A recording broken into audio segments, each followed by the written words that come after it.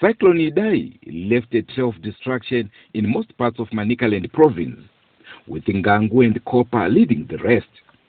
Human lives were lost just overnight. Domestic animals were swept away, and only huge borders became new features. Sacred places were not spared, with sacred pools becoming fields of whitish blocks. All people affected by Cyclone Idai have various tales to tell. Mvura yakatanga una musi wechina manheru kuma 66 ndo pakatanga mvura nemhepo. Payakazonaya kuti yakatora zvinhu yakanaya musi weFriday. Manheru ndo payakatanga kuma 11 ndo pakatanga kutotorwa anhu neminda zvese nemapuwe echiunganidzwa mvura. Nekumisha kweduyo yanga ichipamuka munhu mumakomo yechidzika kutotora futi minda dzaanhu nedzimba dzaanhu dzaitotorwa dzichienda. Zvakaitika kwatiri nanhasi tiri kutoshungurudzika ndizvo nekuti minda yedu yese yakaparara yemabhanana yechibage nepekutotangira hatina. Ya mota taingotabve kubasa isusu taiende kopake pamhatso pemungezi pemuridzi wemota. Saka pakangoitike mvura motikari nemungezi zvese zvakaivisha kabva aenda. Mungezi hatina kumuona, mota dzacho hatina kudziona futi nanhasi hatitozivi kuti anhu iwawo aripi, mota dzacho dziripi. Kutongogarawo tichingorarama sekuti takangoponawo, asi kuti tizive kuti anhu iwawo aripi ka zviri kutotinetsa kuti tinoti aripi. Just like the biblical Noah, who was advised by the Almighty Lord to build an ark, Anderson Mashudu claims he was warned on the impending danger and constructed a two-story building consisting of a cold room, bedroom, and a kitchen. Dubbed King Palace Culture, Mr. and Miss Mashudu's homestead is unique. He showed the Drumas media team around his homestead, showing us where the family was watching houses being destroyed while standing at the balcony.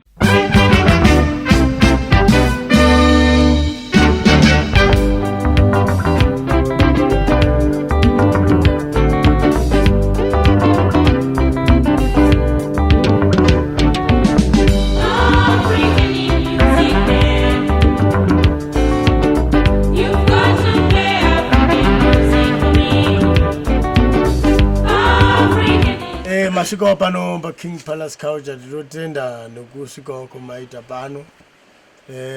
Ndanzwa kufara nekuti musha usikasvika enzi wakafa. Vakuru vanodaro pasi chigare chedu kuti pamba pakanaka panofanira kusvikwawo nezvinhu zvakanaka. Saka tinotenda nekuuya kwenyu pano nerudo rwenyu ruri kusvikawo paKing Palace Culture pano. PaMashudu ndo rudzi rwedzinza redu. Pano ndakasvika pano musi wa5 October 2016 ndope ndakasvikawo pano chibva ngemukunzerereka kutsvaga upenyu. Ndasvikawo pari padondo, asi ndakararawo kuhama dzangu ndichorota panapa pakabaka magetsi panapa ndikuti aiwazvo ndaparotiri pane mashopu ane magetsi ngandigare pano cho akakamba kangu apa.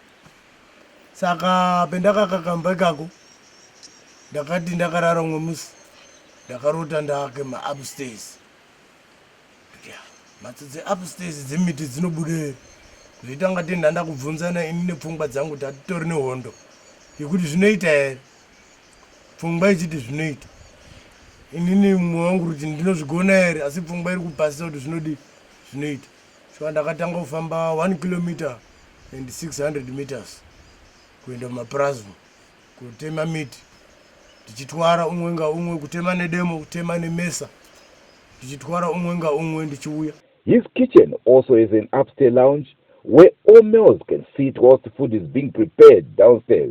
Tiri mu King Palace Kitchen, tiri mu banja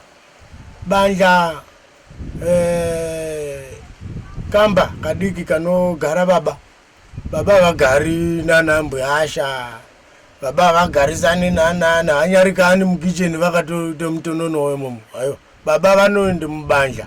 Saka banja rangu riri upstairs kudai, vana mai vachibika pasi apa. Inini zvangu ndakatogara muno nemashamwari angu chitamba draft, chitamba zvangu makadzi chiwaradze pfungwa.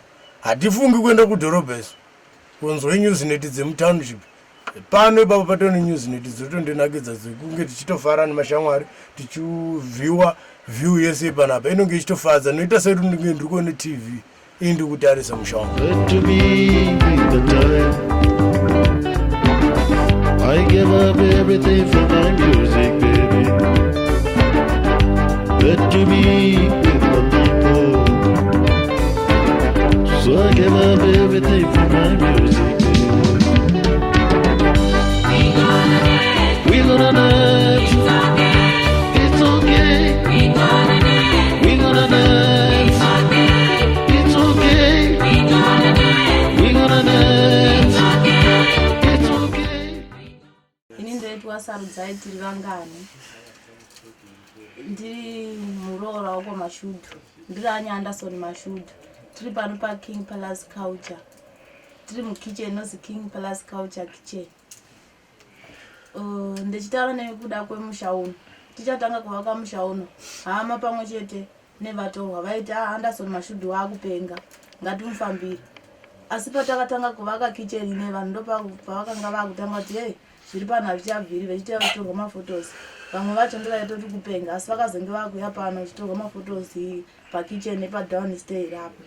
Ndakatanga kuvaka iyoyi upstairs vamwe vakatanga kunditi mafungo watsapi yakakura kudaro vamwe vangati mafungo ekuake chiinyi vanhu vese vangarutadza kuzvise kuti imba here kati chii asi pendakazoudza vanhu kuti munozondoona zvapera nokuti kutsanangurira zvinonesa vamwe vakatanga kufambisa shoko rekuti aiwa anonge ari kupenga madrugs akamuwandira musoro wake wakushata soro mufambirei hama dzangu dzimwe dzaitozi mufambirei wakupenga saka adi watereri ndiwo angaona nokutaura kuti shuwa kupenga here kwendiri kuita nokuti ini pache zvangu ndikuti ndiri kuaka musha iwo wazobudiswa zita rekuzi King Palace Culture wazopera asi vanhu vari kuti kupenga mwanti kuromba haina ndirombi chiwano chiri pandiri chondirambidza kuti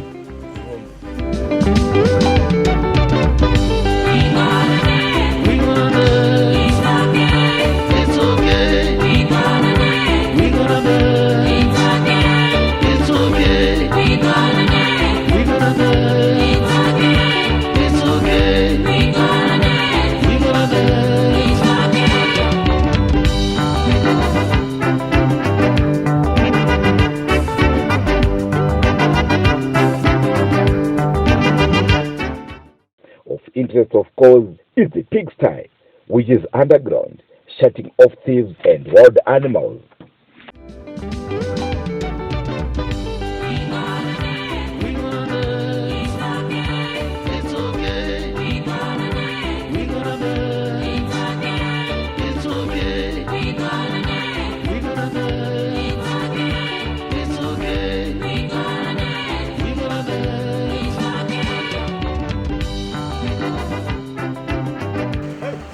yakauya yakakura yakauya iri hombe ikadistroya zvese ikaparadza nomwe musha wanga uri pasera asi ine yakandondisiyawo ndiri pano ndichiiona ndaitotarisira kutiwo mhatso dzemuti hadzina kusimba asi ndaane chokwadi chokuti mhatso yemuti yakapinda kusimba kudarika even mhatso yechidhina yacho bhosi kungati earthquake inocreka kungawandisa mvura inowa asi yemiti hakuna kwainoenda saka haiwa kana cyclone yakandogumira ikoko haina kukwanisa kundihanira.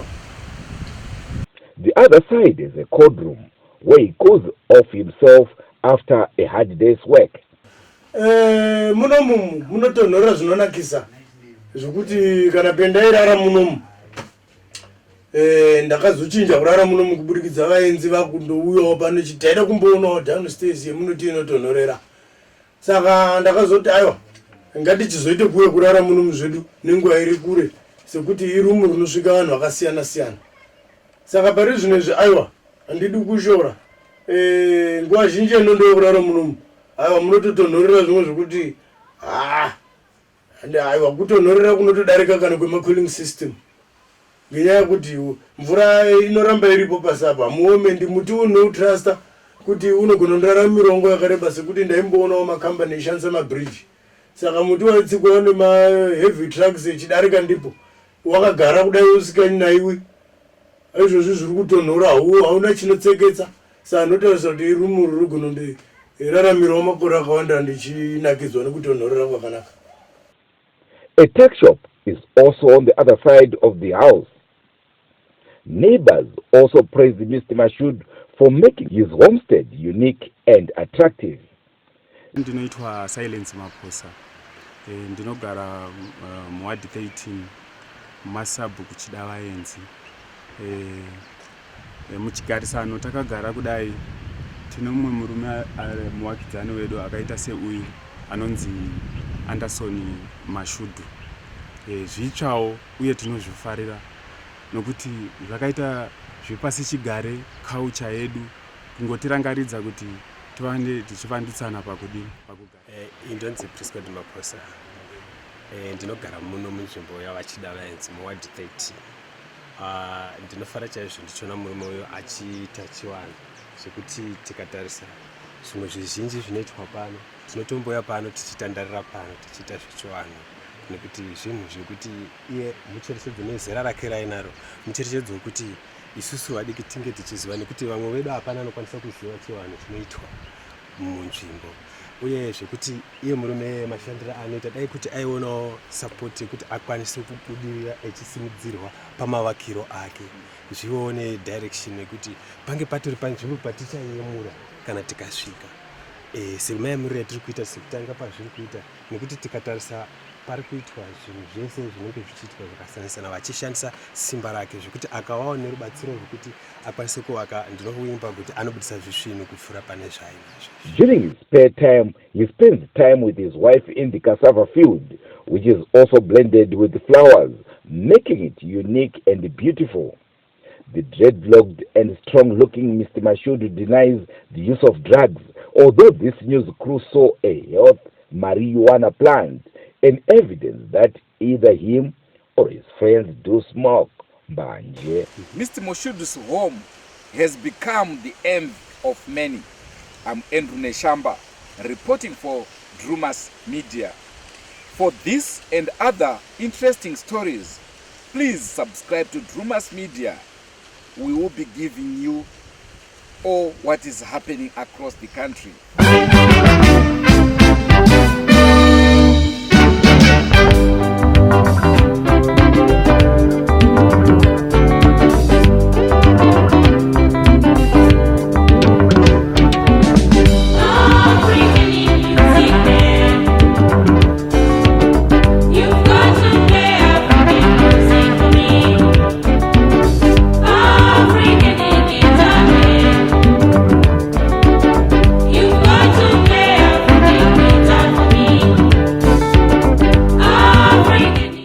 Drumas Media, taking you to another level.